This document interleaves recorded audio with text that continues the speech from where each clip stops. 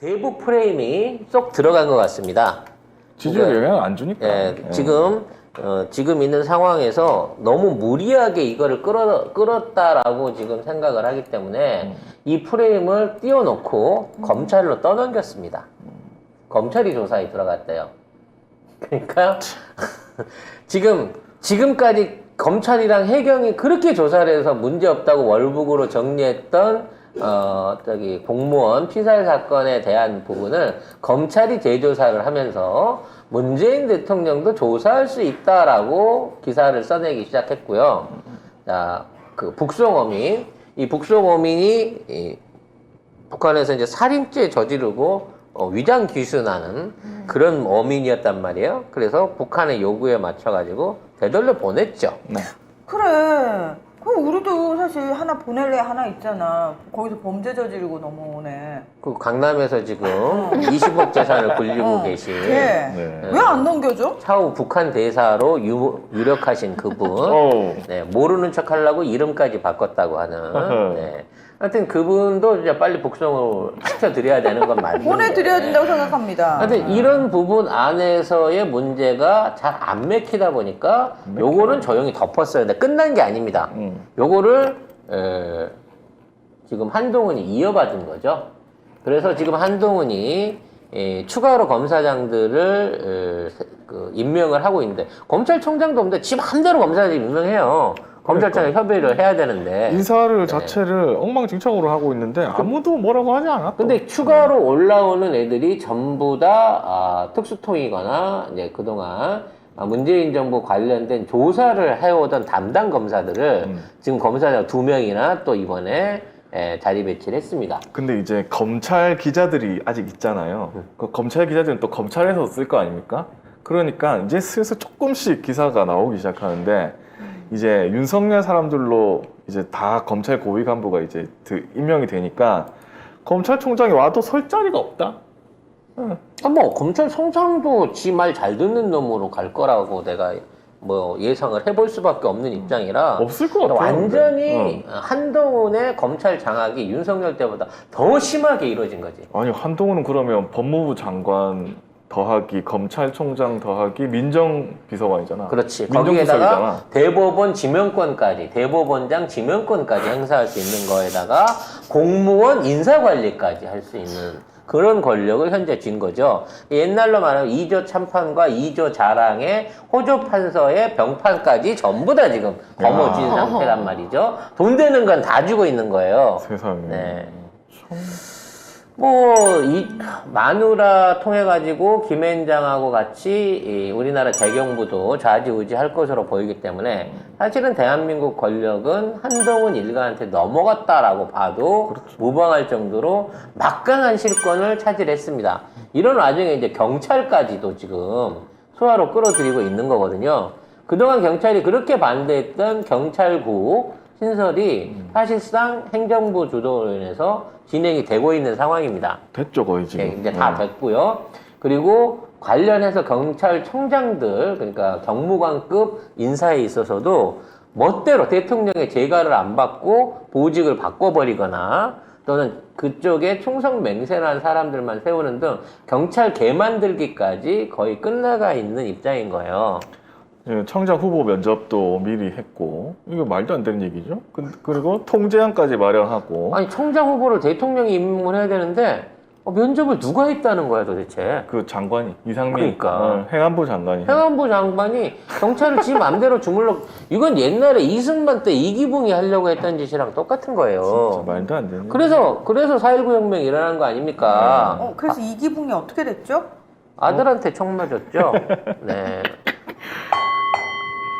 근데 저는 그냥 중요한 건 궁금해서 물어봤어요. 아니 중요한 건 아들이 쏜 게 아니라는 음모론이 또. 네. 누가 썼나? 저는 그냥 궁금해서 물어봤어요. 그럼 궁금해서 물어본 거야. 물어볼 네. 수도 있지. 총알 6발 아직 못 찾았더라? 네. 근데 총알 6발 잊어버린 데를 전부 다 보직 해임했더라 또. 해임하면 총알이 어디로 갈까? 네, 원한만 깊어지지. 결과적으로는 지금 이러한 권력 독점이 이쪽 저쪽에서 전부 다 진행 중에 있습니다. 근데 여러분 너무 안타깝고 화나시겠지만 이게요, 결론적으로 말하면 잘못되려고 하는 잘못돼 가는 과정 중에 제일 나쁜 방향으로 가고 있는 거예요. 균형과 견제가 없는, 권력의 독점이 일어나는, 그리고 그에 대한 도덕적인 기준과 이런 거를 전혀 지키지 않는 권력은요, 절대 살아남지 못해요. 고무하게 위장을 잘해서 숨어서 해도 들키는 게 요즘 세상인데, 이렇게 대놓고 뻔뻔하게 하는데 저 정권이 지켜지겠습니까? 안 됩니다. 윤석열 지지율 빠지는 거 밑에 있는 한동훈은 아무 걱정 안 할지 모르겠어요. 김건희도 걱정 안 할지 모르겠습니다만, 대통령의 지지율이 빠지고 여당에 대한 국민적인 신뢰가 무너지게 되면 반드시 그 밑에 있는 세력들이 모반을 할 수밖에 없게 됩니다. 그럴 수밖에 없죠. 자기 권력을 지키기 위해서 지금 잘못돼 있는 권력자들을 쳐내갖고 희생양을 삼아요. 그래서 다시 태어나겠다고 또 얘기를 하는 겁니다. 옛날엔 무릎 꿇고 엎드리더니 이제는 윤석열의 검찰 윤핵관들이 올라와서는 잘못을 인정을 안 하고 고개를 뻣뻣이 세우고 나서 어쩌라고 이걸 시전하고 있다는 거죠. 언론이 아무리 덮어주고 빨아주고 감춰줘도 이거 골마 터집니다. 속도가 점점 더 빨라지고 있어요. 당연하죠. 네. 그렇게 될 겁니다. 말씀드리는 이 순간에도 국내 증시는 계속해서 빠지고 있습니다. 오늘 오전에 이제 증권 관련된 방송 드리면서 점심 때 되면 도시락 또 폭탄 날라오면 밑으로 빠질 거니까 빨개타고 좋아하지 마시란 말씀도 드렸는데 대박. 이 추세가 언제까지 바닥을 칠지를 모르겠어요.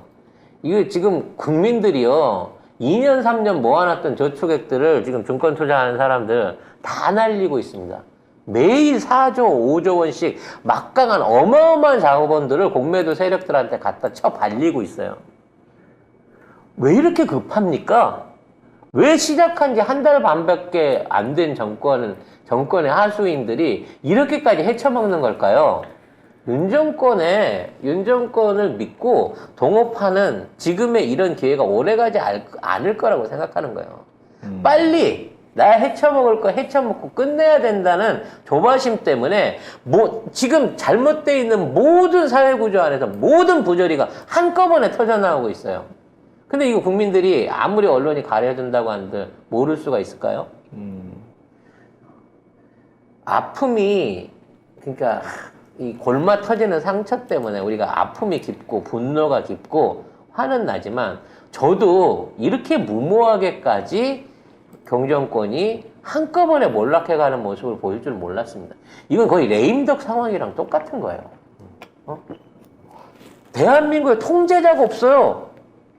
컨트롤 타워가 없는 상태에서 무정부 상황에 가깝게끔 멋대로 사회 각처에 있는 기득권들이 자기 이득을 뽑아먹기 위해서 국민들의 희생을 강요하고 지금에 있는 상황을 심화시키고 있다는 겁니다. 이런 상황 안에서 밀란이 안 일어날까요? 우리가 들고 일어나는 게 밀란이 아닙니다. 전애들이 스스로 내부 붕괴하는 밀란이 안 일어나겠습니까? 십상시의 난 같은 내부적인 권력 투쟁이 이제 본격화될 것으로 보여집니다. 계속 그러니까 이런 식으로 가면은 국짐도 자기네 살라고 가만히 있을 수 없을 거거든요. 무조건 경을 쳐야 됩니다. 그래야지 자기들도 총선에서 표라도 좀 받지. 그래서 이거 실드 못 쳐요, 이거는. 정말 우리가 지금까지 겪어보지 못한 국제적으로도 그렇고 국내적으로도 그렇고 정치적으로도 그렇고 경제적으로도 그렇고 어떠한 변란과 변고가 있을지 모릅니다. 여기서 별난과 병고 누구 죽어야? 네 누구 죽고 누구 망하고 난리가 날 거예요. 천지개벽할 일이 벌어질 겁니다. 걔가 죽었으면 좋겠다. 그 아이. 나토 갈 때는 비행기 타고 가죠? 네. 어. 설마 비행기 타고 가겠다. 배 타고 가겠어요? 비행기를 타는구나. 탈 줄 아네, 비행기? 이제 배 타고 갈 수는 없으니까 타긴 타겠지만 자 누가 그 비행기 같이 탈지 네. 걱정은 좀 됩니다만 네. 이게 생각이 그렇다고요. 설마 그쵸? 그런 일이 나겠어요? 그런 거는 정말 무연한 일이에요. 네. 막 50억 분의 1도 아닌 확률인데 그 요즘 확률이 니한테 일어날 수도 그 있는 요즘 거예요. 대한민국은 50억을 뛰어넘는 천문학적 확률의 일이 막 생기거든. 그러니까. 맞아요. 네, 그런 대한민국이라서 걱정이 되기는 합니다. 걱정된다고요? 음. 무슨 걱정이요? 아니 이게 그 안 죽을까봐 걱정된다. 사람이 잡혀가고 싶나? 어디 자, 잡혀봐요? 누가 날 누구- 잡아가? 왜 우리 잡아? 생각이 그렇다는 겁니다. 그래서 이제 결론은 이거죠. 하늘을 물려줘도 솟아날 구멍이 있고 호랑이 물려가도 정신 차리면 산다지 않습니까? 그리고 바닥을 치면 올라오게 네. 돼 있습니다. 호환 마마보다 무서운 전쟁 호환 마마보다 무서운 게 성인 비디오가 아니고요. 지금 윤석열의 정치입니다. 하지만 우리가 정신만 바짝 차리고 있으면 통작가 TV만 여러분들이 꾸준하게 보고 계시면 우리 살아남을 수 있다는 겁니다. 네. 너무 크게 걱정하지 마시고 마음 끓이지 마시고 조금만 참으십시다. 가장 어두워야 새벽이 가까웠다는 증거가 되지 않습니까? 야, 이건 뭐 초고속으로 시계를 돌리네요. 좋아 빠르게 가 네. 그게 그 진짜 좋아. 말대로 좋아. 가네. 좋아. 족바가네 족바가. 족바가가 좋아 빠르게 가는 거야. 네, 지가 알아서 가고 있으니까 네. 너무 지가 알아서. 실망하지 말기를 걱정하지 마시기를 근데 위로를 드리겠습니다. 가만히 보면 늘 네. 악당들은 자기 무덤을 자기가 팠어요. 그렇죠. 진리 같아요. 진리예요. 네. 그건 정말 진리예요. 그리고 여러분 저는 사실 제일 걱정이 저도 그렇습니다만 계속 열받고 스트레스를 받잖아요. 저희 어머니도 굉장히 하루 종일 서울의 소리 보고 막 유튜브 열공 그 시민 언론 열공감 보시면서 저희 어머니가 막 화병이 나시려고 그러거든요. 안 볼 수도 없고. 그 네. TV는 저희 어머니가 볼 게 없다 그러면서 유튜브를 어느 순간이 빠삭해지셔가지고 저 깜짝 놀라서 엄마 그럼 어떻게 알아? 뭐 이러는데 저희 엄마 그 우리 백은종 대표님께서 이렇게 표현하시잖아요. 근데 진짜 걱정되는 게 여러분도 그렇고 저희도 그렇고 자꾸 화가 나고 스트레스를 받으니까 이게 제 제명에 제가 못 살 것 같잖아요. 그래서 요즘은 자연사가 소원이잖아. 그래서 우리가 어떻게 하면 좀 스트레스를 안 받고 버티기에 들어가야 되는데 아니 네. 싸우는 건 싸우는 건데 스트레스를 안 받고 싸워야 되잖아요. 제가 온갖 생각을 다 하다가 그 생각도 했어요. 아니 전쟁통에도 죽을 놈은 죽고 살 놈은 살잖아요. 그냥 우리 그걸 믿자. 내가 적어도 남한테 해코지하면서 살진 않았다. 그러니 난 어떻게든 살 수 있다라는 믿음을 가지고